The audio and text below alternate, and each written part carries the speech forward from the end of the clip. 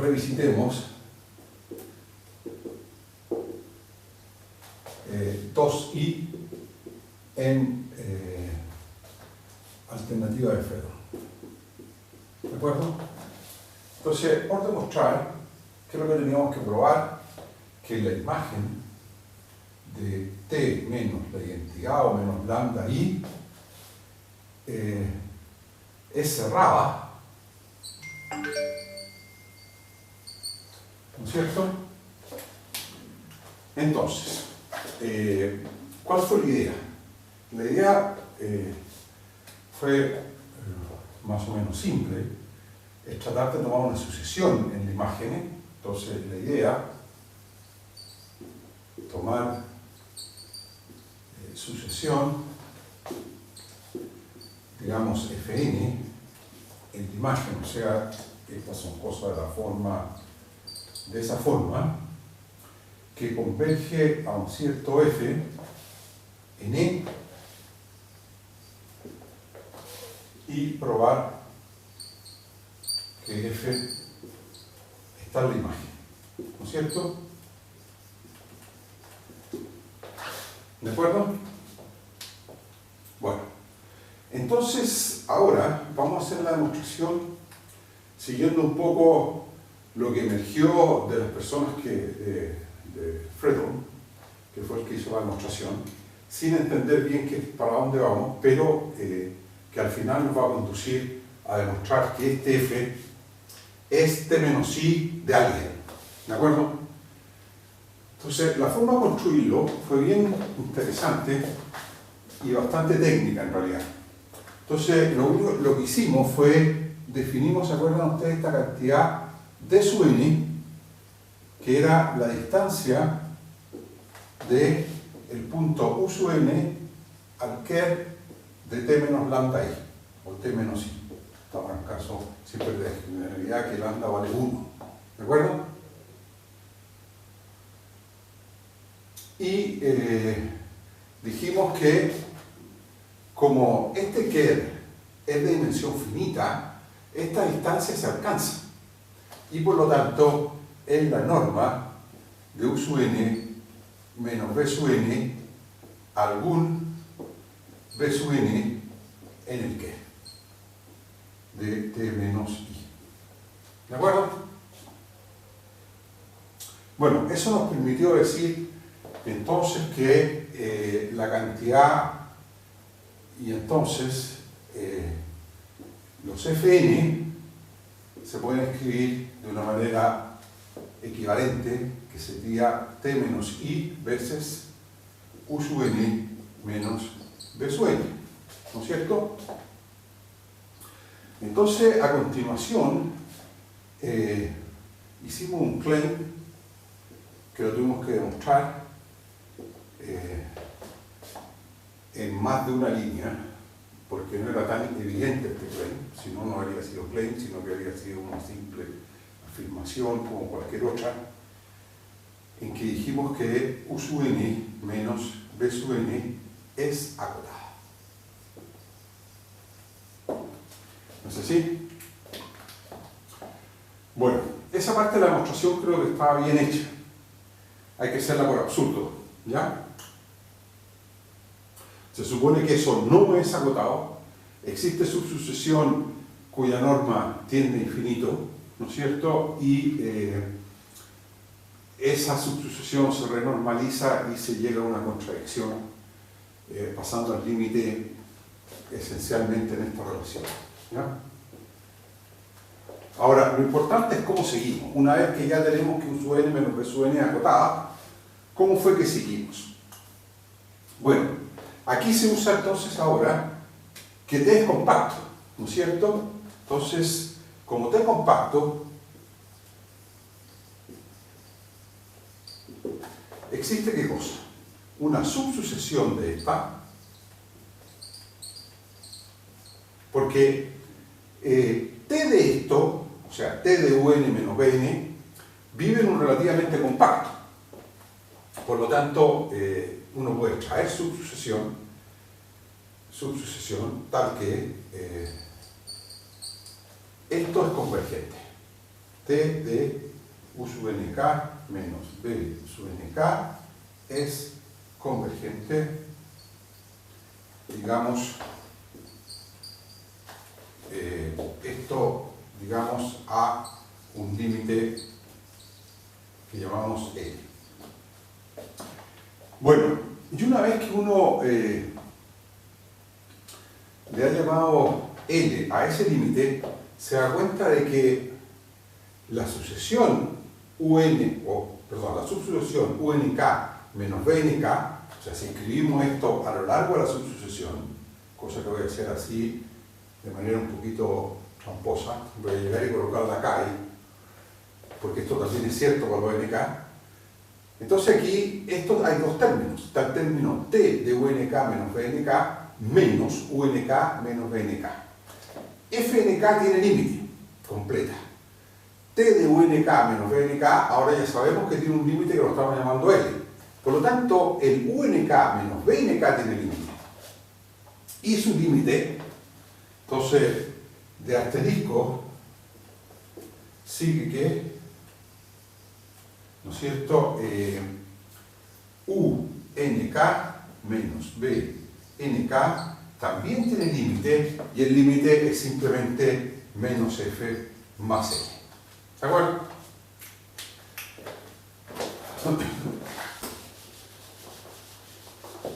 Por álgebra de límites. O sea, ahí no hay más que cálculo.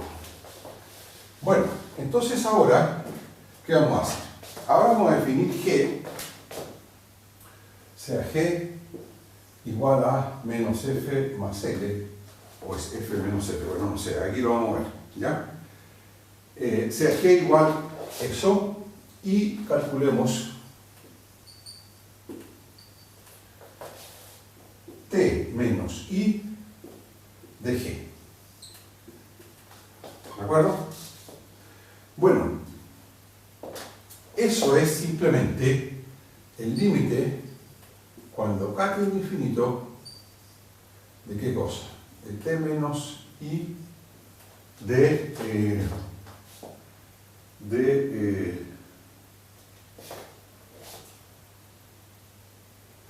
U sub nk menos B nk. ¿Están de acuerdo? Por la definición de quién es G. Pero esto de aquí, ¿cuánto vale? Pasemos al límite primero en T de UNK menos BNK. Eso es, lo hemos llamado L. ¿De acuerdo? Y más el límite de los UNK menos BNK. Y eso es menos F más L. Y el resultado final de esto no da algo muy bonito, porque definí mal G. G lo vamos a definir, eso va a ser menos G. ¿De acuerdo? Entonces,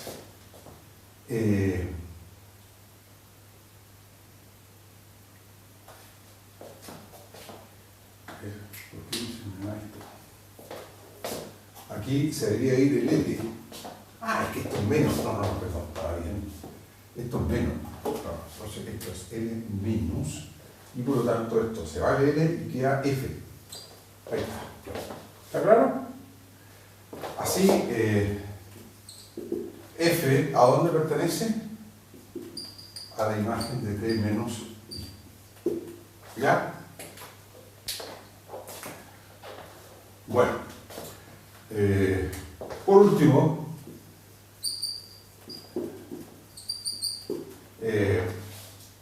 bueno, si la imagen de T menos I es cerrada, entonces coincide con ¿qué? Con su adherencia, ¿no es cierto? Pero la adherencia de la imagen de un operador siempre es igual a ¿qué cosa? Al que de T menos I ortogonal. Y eso es lo último que dice la afirmación 2i en el teorema de la alternativa de F. ¿Ok? Bueno, eso completa entonces 2. Bueno, lo he estado pensando. ¿Qué hacemos con la demostración de 3i y de 4i?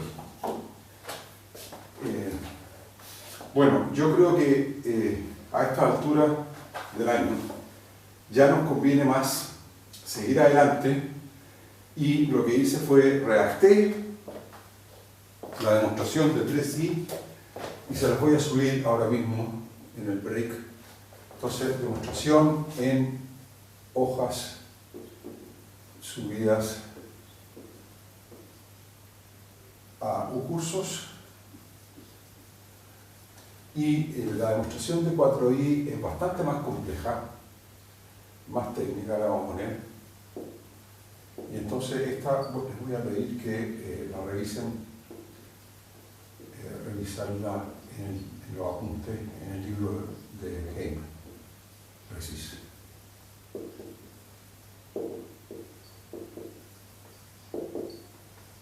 ¿Ok?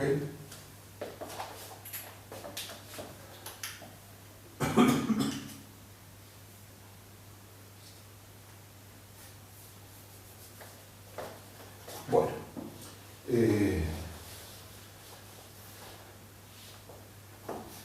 entonces ahora, sí, dígame.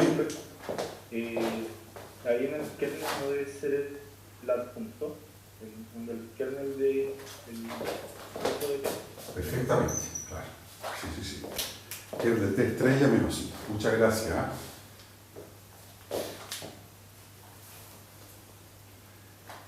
Bien. Bueno, con esto entonces hemos terminado el teorema de la alternativa de Fredholm, y ahora vamos a usar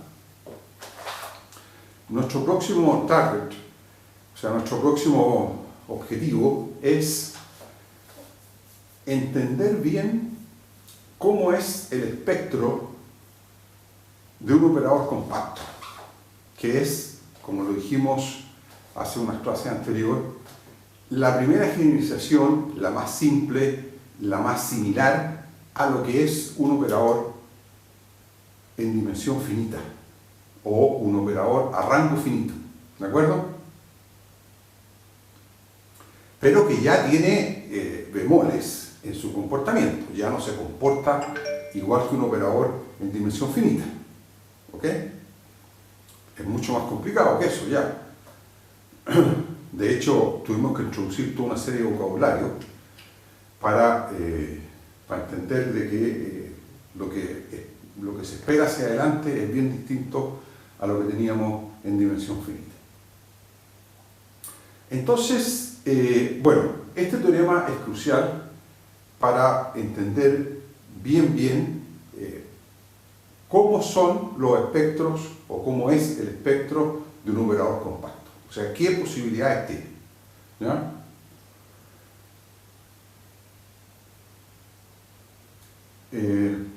Bueno, entonces la primera conclusión que quiero que veamos, entonces vamos a decir lo siguiente. Como primera conclusión o consecuencia de este teorema,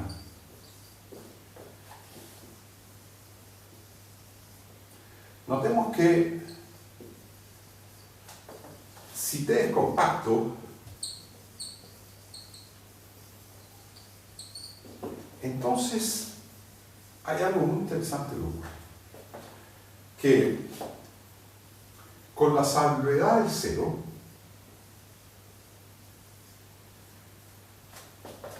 esto es gracias a la propiedad 3i principalmente. Entonces, salvo por el cero, el espectro de un operador compacto está hecho de valores propios.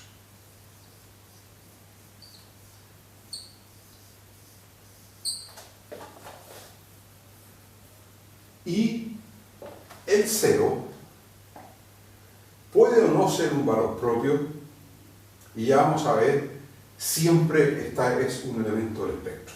¿De acuerdo? Bueno, eso ya dice harto, ¿no?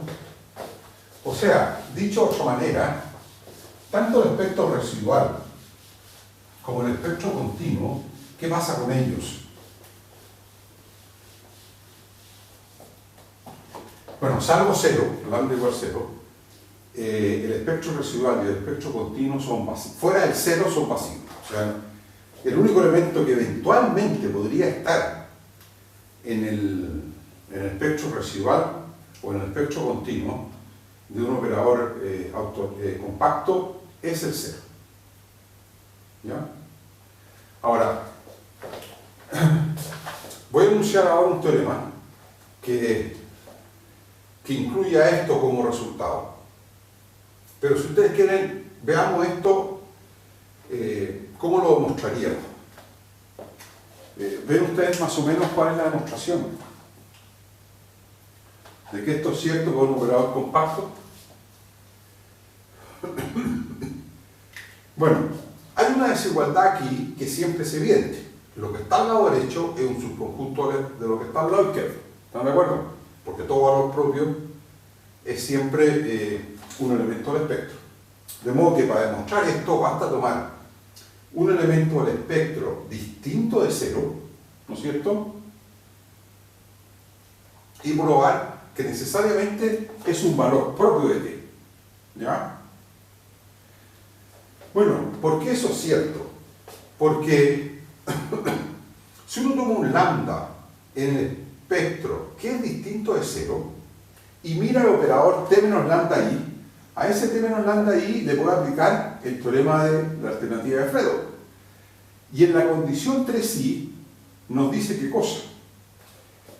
Que el operador es inyectivo si solo si es sobreyectivo. Por lo tanto, eso es equivalente a decir que, ¿qué cosa? De que si está en el espectro es porque no es biyectivo. Pero la condición 3i está diciendo que si no es biyectivo es porque no es... a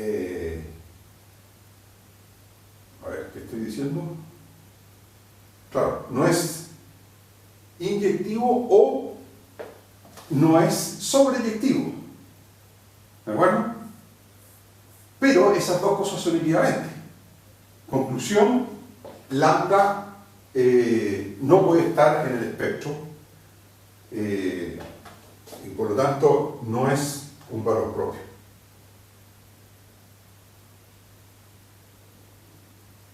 ¿Lo dije bien o no? Parece que no. A ver, repitamos el argumento. Tomemos lambda en el espectro, que es distinto de cero, y le aplicamos la condición 3i de Fredholm. Entonces, la condición 3i de Fredholm está diciendo de que es inyectivo si solo si es biyectivo. Ahora, nosotros sabemos que lambda está en el espectro, por lo tanto, el operador no es biyectivo. Y eso está en contradicción con ¿qué cosa? O sea, eso está diciendo que es o bien no es inyectivo, con lo cual estarían los valores propios, o bien no es inyectivo, no es sobreyectivo. Pero como esas dos cosas son equivalentes, no es ninguna de las dos. ¿Está claro? No es ni sobreyectivo ni inyectivo, por no ser biyectivo.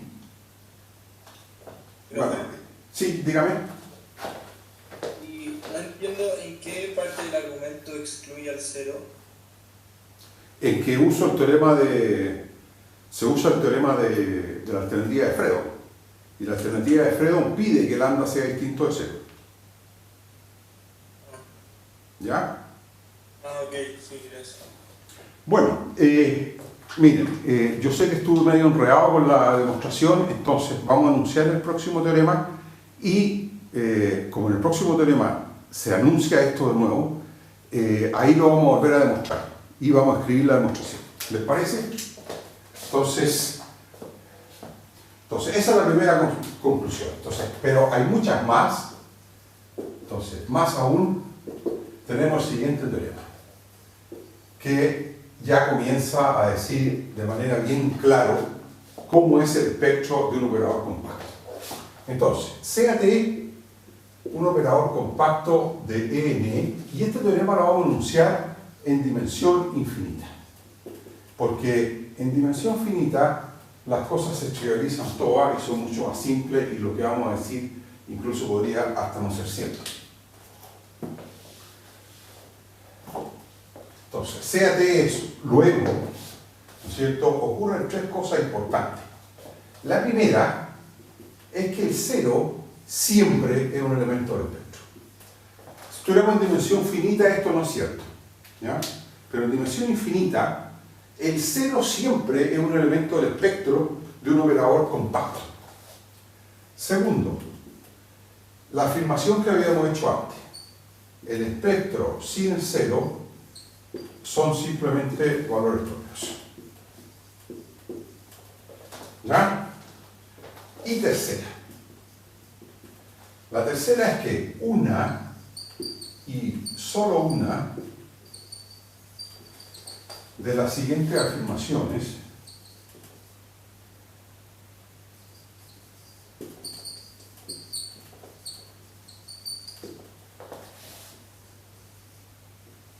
es esta.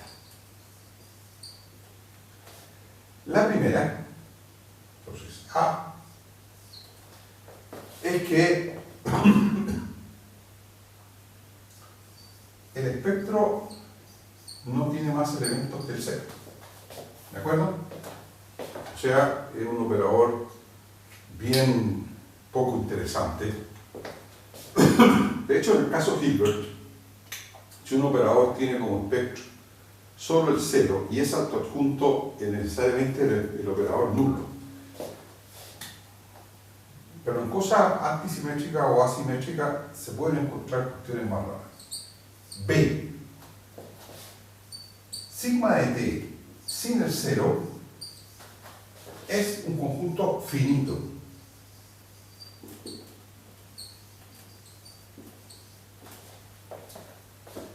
¿De acuerdo? O sea, esto tiene un número finito de valores propios. Esa es la segunda posibilidad para un operador compacto. Es que tenga un número finito de valores propios. Y la tercera propiedad, o sea, perdón, la tercera afirmación, que es la tercera posibilidad que tiene un operador compacto, es que su espectro sin el cero, ¿no es cierto?, sea una sucesión numerable, por supuesto, de reales, que tiende a cero, tiene como límite el cero, tiende a cero. Esa es la última alternativa. No puede ser de otra manera. O sea, aquí, ustedes se dan cuenta, el conjunto, el espectro todavía sigue siendo algo, entre comillas, discreto. ¿De acuerdo? O sea, son puntos aislados, ¿no es cierto?, que están entre menos norma de T y norma de T. O sea, si uno mira aquí el intervalo. Entonces, el caso más complejo de espectro, el espectro más complicado, bueno, siempre el cero está ahí, pero el caso más complejo es cuando hay una sucesión de puntos, ¿se fijan? Ese es el espectro, sucesión de puntos y que tienden a cero. ¿Está claro? Entonces uno distingue rápidamente cómo son los operadores compactos. Más aún, vamos a dar un ejemplo, que no es muy complejo de construir, de que en realidad, dada una sucesión cualquiera de números reales que tiende a cero, siempre se puede construir un operador compacto cuyo espectro es justamente la sucesión que uno se dio. O sea que es casi sí, solo sí este teorema. ¿Ya? ¿Profe? Sí, dígame. En la B, de las que se cumplen solamente una, cuando dice conjunto infinito también se refiere a no vacío, ¿verdad? Un conjunto finito. Entonces no sería como excluyente con la A, ¿o sí? ¿O me estoy confundiendo ya? Es que esto es lo que queda fuera de cero, ¿eh? Sí, por eso le decía que se incluye como el no vacío, porque por ejemplo si se cumple A, ¿Ya? el B también se cumple, por ejemplo, en particular. Claro, un conjunto finito con al menos un punto. ¿Ah? ¿Ya? Sí, disculpe, sí, tiene toda razón tú, ¿ah? Pero sí, estoy completamente de acuerdo contigo. Claro. Si tú le quitas el cero, esto queda vacío y por lo tanto el vacío es un conjunto finito, evidentemente. ¿Ya? Porque tiene cero elementos. Pero cuando uno se refiere a conjunto finito, es que tiene al menos uno, esa es la idea. ¿Ah?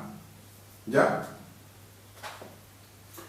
Bueno, déjenme mirar la hora. Sí, yo creo que podríamos seguir unos 5 o 10 minutos más. Y después nos entretenemos. Esta clase quiero terminar. Ustedes me tienen que avisar porque de repente se me nubla la razón ahí. Bien, entonces, demostración de I. Bueno, la idea de demostrar que si un operador es compacto, entonces el cero necesariamente es un elemento del espectro es bastante simple. Esto no usa la alternativa de Fredholm, es mucho más simple que eso. Por absurdo, ¿qué pasaría si suponemos que si el cero no pertenece al espectro de T, entonces T, el cero estaría en la resolvente, pero estar en la resolvente significa que T menos 0 por la identidad, o sea T, es biyectivo. ¿Estamos de acuerdo? Entonces T es biyectivo, pues el 0 estaría en la resolvente de T. Y entonces, ¿qué pasa con la aplicación identidad? La aplicación identidad la podríamos escribir como T compuesto con T menos 1. ¿Están de acuerdo? Y esta aplicación, ¿qué propiedad tendría? Fíjense ustedes, T menos 1 es un operador continuo y T es un operador compacto. ¿Y la composición de compacto con continuo cómo es?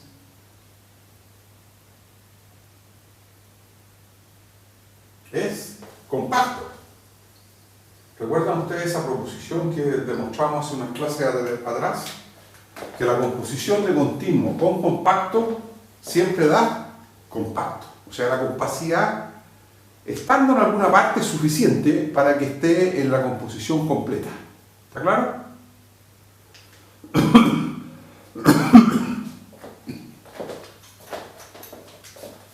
Y eso se demuestra o se intuye con mucha facilidad. ¿Por qué razón? Porque si ustedes en alguna parte tienen compacidad, hay un operador que es compacto, que significa que está enviando acotados en relativamente compactos, ¿no es cierto? Y si a esas cosas ustedes le siguen aplicando después cosas continuas, lo relativamente compacto queda relativamente compacto. ¿Está claro? Y por lo tanto la composición con cosas compactas o con la compacidad en al menos uno de los operadores que uno está componiendo, hacen que el operador final sea un operador compacto. Ahora, ¿esto es posible en dimensión infinita? Lo que indicaría,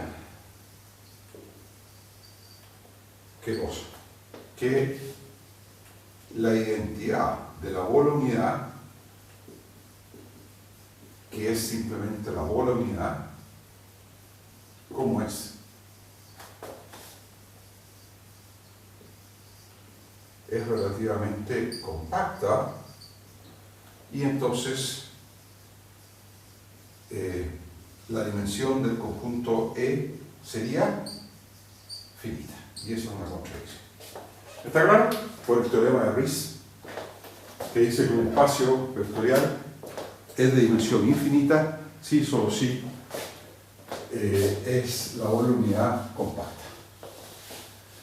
Bueno, entonces, antes de irnos al break, podríamos probar 2i y hacer una demostración que todos entendamos, ¿ya? Entonces 2i. Entonces tenemos que demostrar, nos vamos a dar un lambda en el espectro distinto de 0. ¿No es cierto? Entonces, ¿cuál es la idea? De que vamos a usar 3i en el teorema de la alternativa de Fredholm. ¿No es cierto? Esa es la cosa. ¿Que dice qué cosa? Entonces, por 3i en Fredholm, en la alternativa de Fredholm, t menos lambda i es inyectivo si solo si t menos lambda i es sobreyectivo. ¿No es cierto?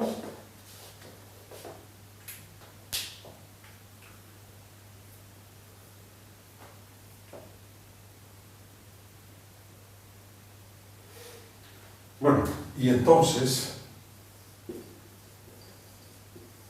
esto también es sí, solo si t menos lambda i es biyectivo, y esto sí, solo si lambda está en la resolvente. ¿No es cierto? Resolvente.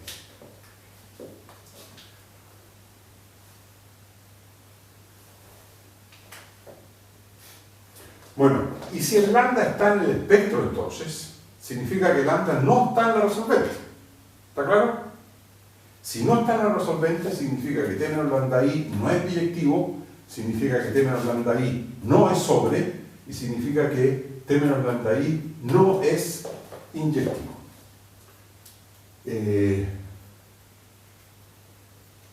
Y entonces, lambda es un valor propio. ¿Está claro? Y así, si lambda está en el espectro de t menos 0, lambda no es inyectivo, o sea, perdón, t menos lambda i no es inyectivo, entonces t menos lambda i no es inyectivo y así lambda está en el valor. Así lambda pertenece al valor propio. ¿Ya? Bueno, eso demuestra entonces 2i, ahora ya de manera más diáfana y más clara, ¿no? ¿O tienen preguntas? Para que vayamos al break.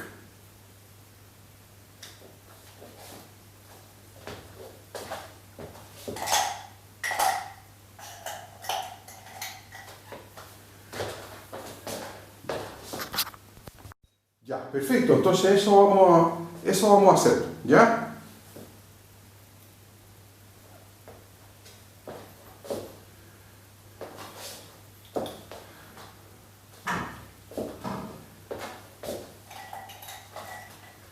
Bueno, entonces ya hemos demostrado estos dos resultados. Ahora tenemos que demostrar 3i.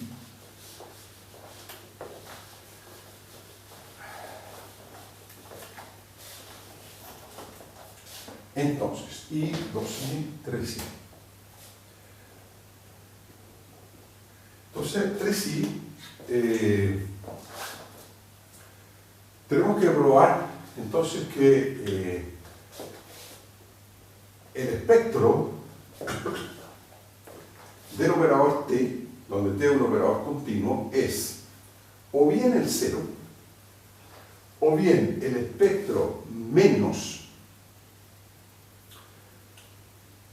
el 0 es un conjunto finito, ¿de acuerdo?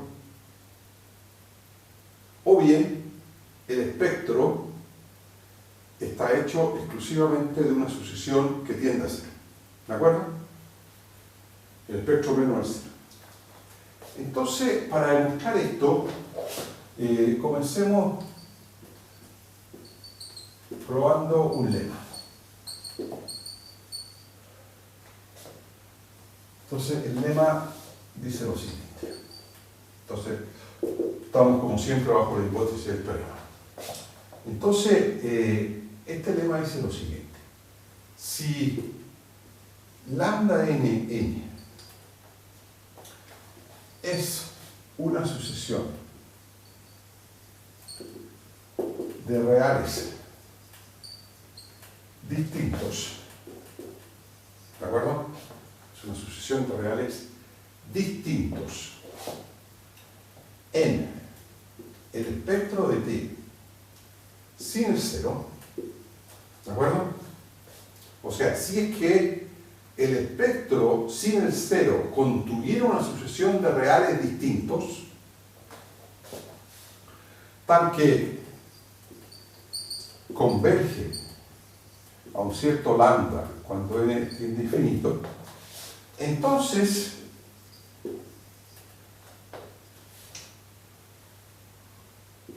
lambda no tiene muchas alternativas. Lambda necesariamente es cero.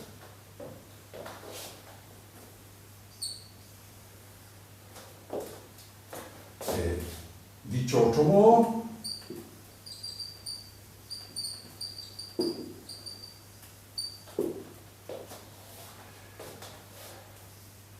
el conjunto sigma t menos el cero no posee ¿qué cosa? Puntos de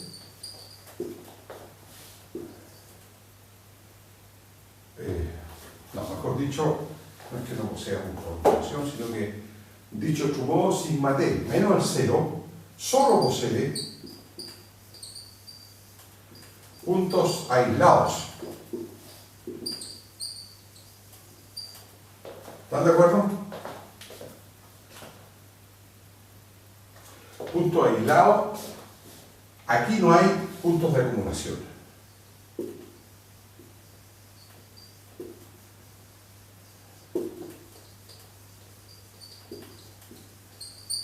O sea, el único punto de acumulación lambda distintos de cero. ¿Ya? Si hay un punto de acumulación es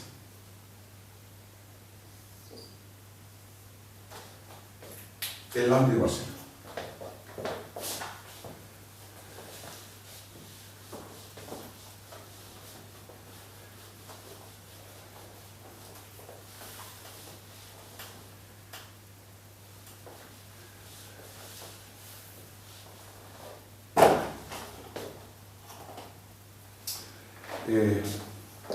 ¿Está claro enunciado el lema? Ya vamos a ver cómo este lema, la verdad es que permite deducir de manera bastante simple la parte 3i del teorema. ¿De acuerdo? La parte que dice que solo hay 3 posibles comportamientos en el caso del espectro de un operador compacto. ¿Estamos? Entonces ahora vamos a demostrar esto. Entonces, demostración.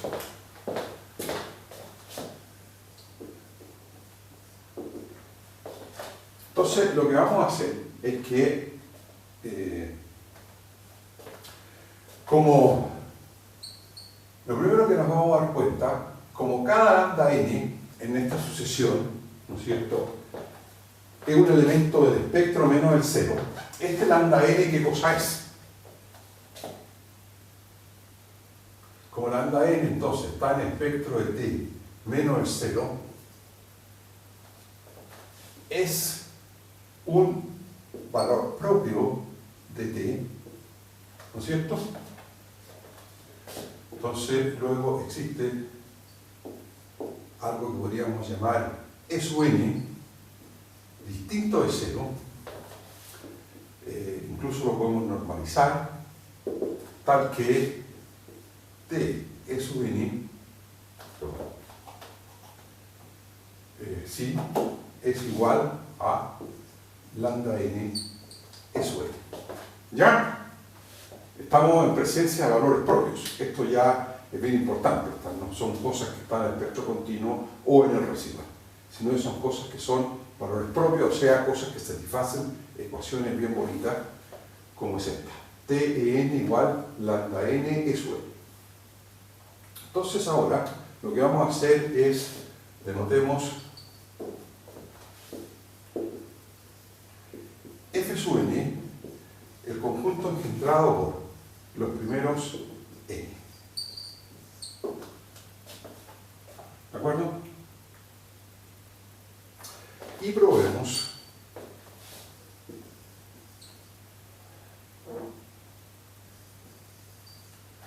que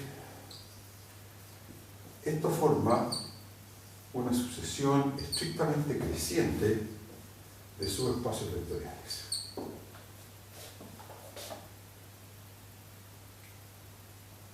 ¿Ya?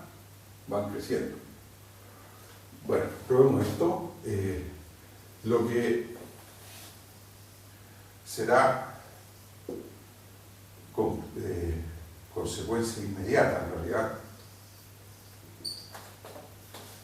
del hecho que, entonces, vamos a hacer una afirmación, claim, los E sub n, son LI, cosa que vamos a probar por inducción.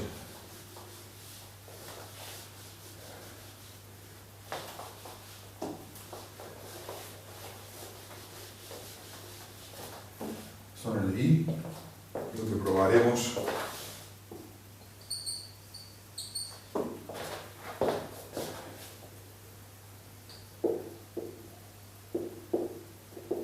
por inducción.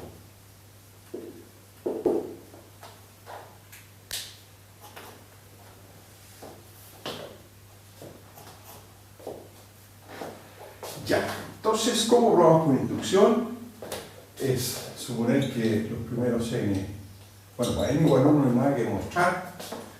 Entonces, en efecto, ¿qué pasa si suponemos que el E sub n más 1 fuese una combinación lineal de los n primeros?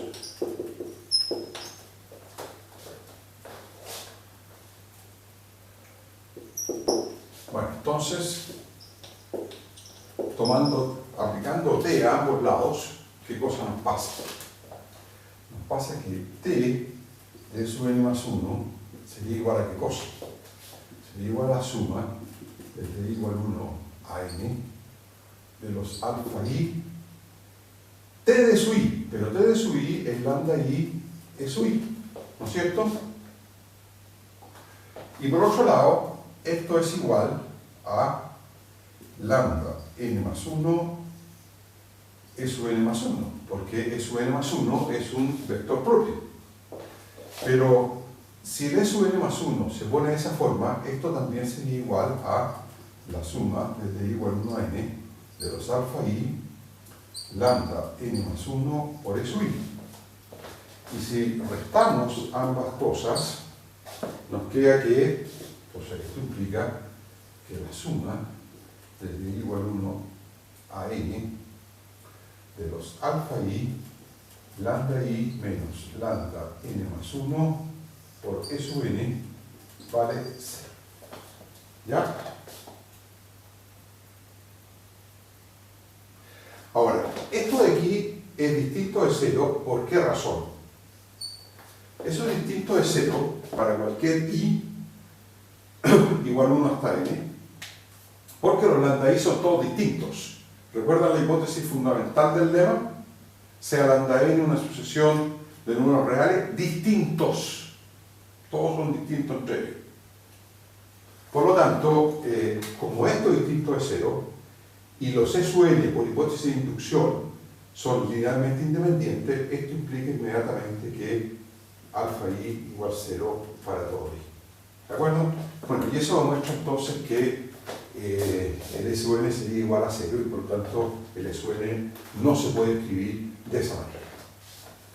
Bueno, entonces lo que hemos probado es que estos espacios Fn están encadenados, o sea, están anidados de esta forma, son estrictamente crecientes.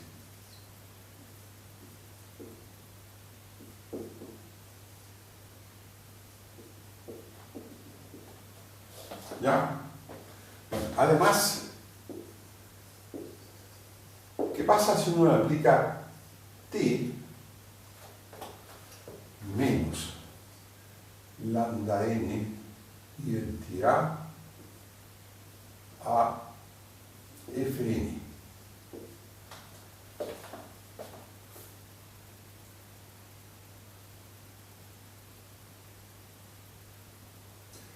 Se fijan ustedes que como fn es un espacio propio, ¿no es cierto?, valor propio de lambda n, entonces esto es un subconjunto, no, perdón, estoy diciendo.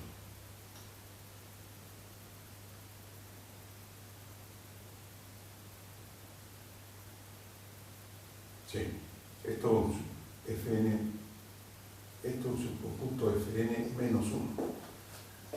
¿Ya?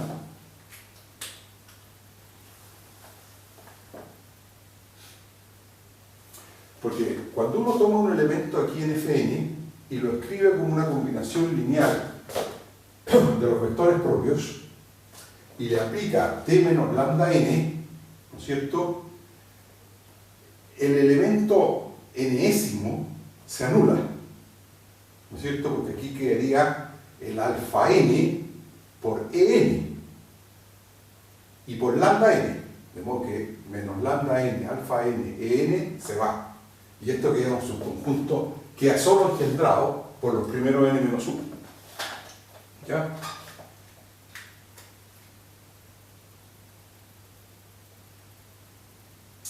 Bueno.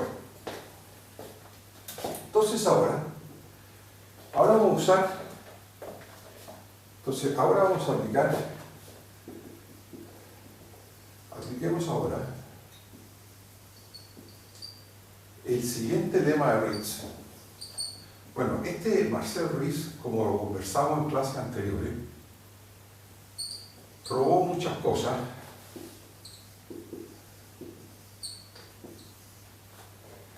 a los subespacios vectoriales Fn, que son todos de dimensión finita, entonces subespacios vectoriales cerrados de E. Entonces vamos a aplicar el siguiente lema de Ritz a cada uno de estos Fn. Este lema él lo mostró para probar el famoso teorema que dice ¿qué cosa? Que un espacio es de dimensión finita, se me vaya pasando ahora, un espacio de dimensión finita si solo si la bola unidad es relativamente compacta. Entonces, ¿qué dice ese lema? Ese lema dice lo siguiente: sea F Banach y M subespacio vectorial cerrado de F que sea distinto de F. Entonces, para todo epsilon comprendido entre 0 y 1, uno puede encontrar un X en F de norma 1 tal que la distancia de X a M es grande, es mayor o igual que 1 menos epsilon.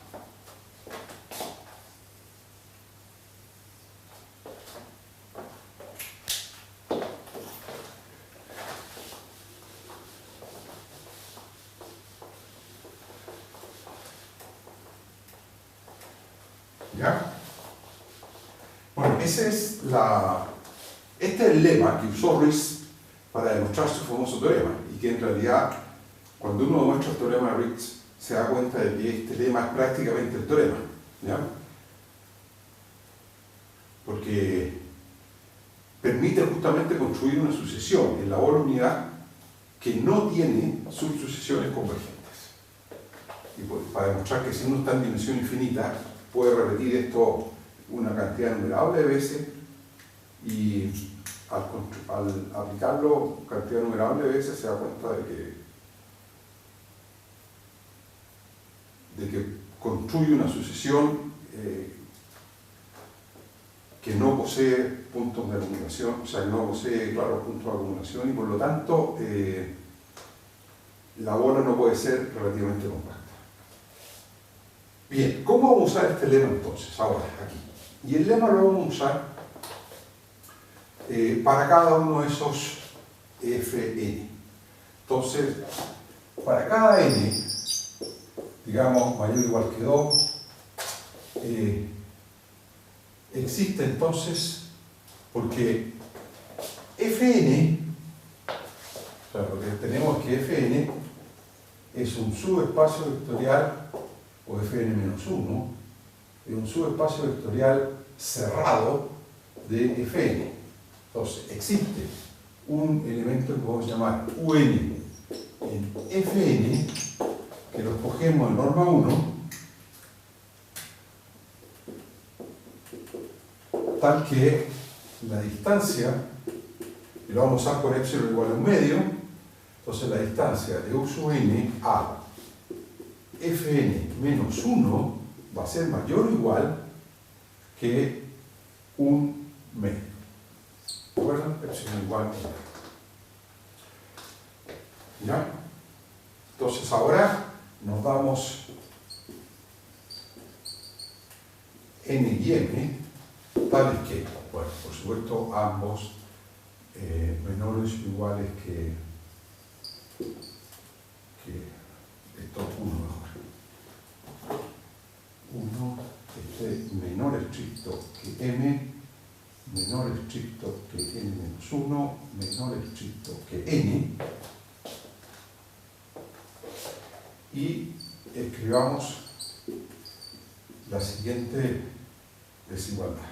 Y escribamos que la norma de t de U sub n menos t de U sub m partido por lambda n, partido por lambda m, vamos a calcular esta diferencia. A ver, que es lo mismo que hace Riesz en su teorema en realidad. Calcula esta diferencia y demuestra que es suficientemente grande para darse cuenta de que esto de aquí, esta sucesión no puede ser nunca de Cauchy, en realidad, ¿ya? No puede tener subsucesiones de Cauchy ni siquiera.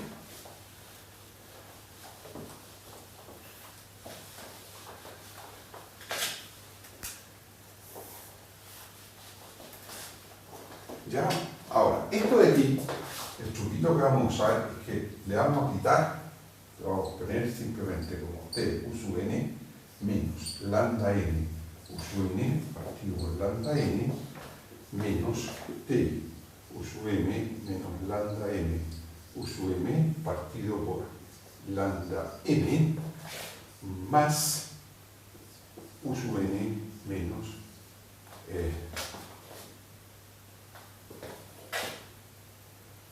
U sub m. ¿Estamos? ¿Ya? Bien, ahora vamos a hacer una pequeña observación que es muy trivial pero muy útil. Esas son las grandes cosas en este mundo, ¿no? Algo que sea fácil de conseguir y que sea muy útil. ¿Qué pasa si miramos todo este elemento? O sea, esta recta menos ese término. ¿Eso dónde está? La afirmación es que está en f sub n menos 1. ¿Por qué? Porque este de aquí está en f sub n menos 1, por la desigualdad que teníamos escrita aquí arriba, de que t menos lambda n veces la identidad aplicado a un elemento de fn siempre da en fn menos 1. Entonces este está en fn menos 1. Este está en f sub m menos 1. Pero f sub m menos 1 es mucho más chico que f sub n menos 1, de modo que eso está en f sub n menos 1. Y el U sub m está aquí, o sea, en el fm. Pero fm, el m es más chico que n menos 1, o sea que no tiene que estar en n menos 1. Y por lo tanto, esta es la diferencia, es la norma de la diferencia entre el elemento U sub n y elemento que está en f sub n menos 1. Por lo tanto, esto necesariamente es mayor o igual que la distancia entre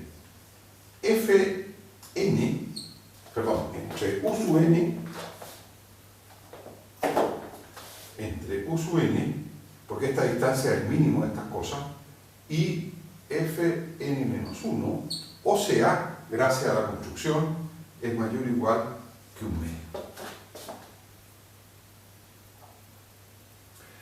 Ahora, si lambda n converge a lambda, que es la hipótesis, entonces la sucesión a un lambda distinto de 0, entonces la sucesión, entonces por absurdo, vamos a suponer que el lema no se cumple, por absurdo, si lambda n convergiera a algo que es distinto de 0, entonces la sucesión de un partido por lambda n tendría subsucesión convergente, pues T es compacto.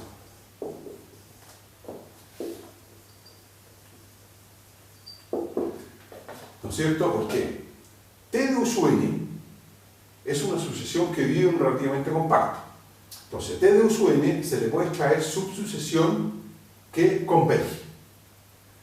El denominador convergería a este lambda, que es distinto de 0, de modo que T de U sub nk partido por lambda nk sería una subsucesión convergente. Sería una subsucesión convergente porque T es compacto. Pero esta desigualdad, que lo que está diciendo es de que la sucesión T sub n partido por lambda n no puede tener subsucesiones convergentes o subsucesiones de Cauchy, porque la distancia entre dos elementos cualquiera siempre es mayor o igual que un medio. Lo que contradice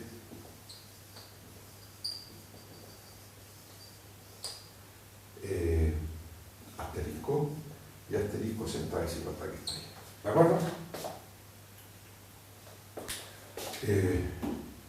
Así, la única posibilidad